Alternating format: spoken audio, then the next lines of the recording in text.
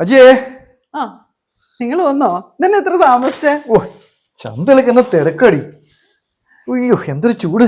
ആ പിന്നില്ല, ആ മണിയേട്ടൻ ഇവിടെ വന്നായിരുന്നു. ഓ ആ പാവത്തെ ഒന്നും വിളിക്കാനും പറ്റിയില്ലേ. വരുമ്പോ വിളിക്കാൻ പറഞ്ഞു. അല്ല നക്കാപ്പിച്ചിക്കാൻ വേണ്ടിട്ടായിരിക്കും. ഒരു 5 പൈസ കൊടുത്തേക്കരുത്. അയാളുടെ മകളുടെ കല്യാണം ഉറപ്പിച്ചു എന്നാ പറഞ്ഞത്. എടി നീ അയാൾക്ക് കുടിക്കാൻ എന്തെങ്കിലും കൊടുത്തോ? ഓ പിന്നെ എനിക്ക് അതല്ലേ പണി. ഇത് അയാൾ തന്നെയാന്നാ തോന്നുന്നേ. ആ മണിയേട്ടാ ഇവിടെ വന്നായിരുന്നല്ലേ? സോറി കേട്ടോ, ഞാനൊന്നേ പുറത്തു പോയതായിരുന്നു. മണിച്ചേട്ടാ ഞാൻ ഒന്ന് അങ്ങോട്ട് വരാം.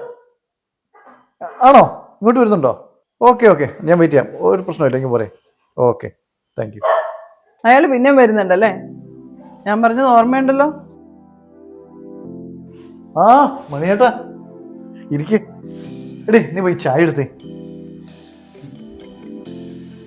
ഞാൻ വന്നതൊരു ബുദ്ധിമുട്ടായോ? ശേ എന്താ മണിയേട്ടാ ഇങ്ങനൊന്നും പറയല്ലേ. ഞാൻ വന്നത് എൻ്റെ മോളെ കല്യാണം ക്ഷണിക്കാനാണ്. അടുത്ത മാസം 12-ാം തീയതി കല്യാണം.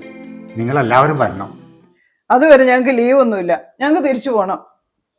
മണിച്ചേട്ടൻ വിഷമിക്കൊന്നും വേണ്ട. അല്ലെങ്കിൽ ഞങ്ങൾ പ്രവാസികൾക്ക് നാട്ടിലെ ആഘോഷങ്ങളൊന്നും പറഞ്ഞിട്ടില്ല. എന്നാൽ പിന്നെ ഞാൻ ഇറങ്ങാം. കല്യാണം അടുത്ത് വരല്ലേ, കുറച്ച് പൈസേൻ്റെ പ്രശ്നങ്ങളുണ്ട്. വല്ലാത്തൊരു മാനസിക വിഷമത്തിലാണ് ഞാൻ. മണിച്ചേട്ടാ പോകരുത്, ഒറ്റ മിനിറ്റ്.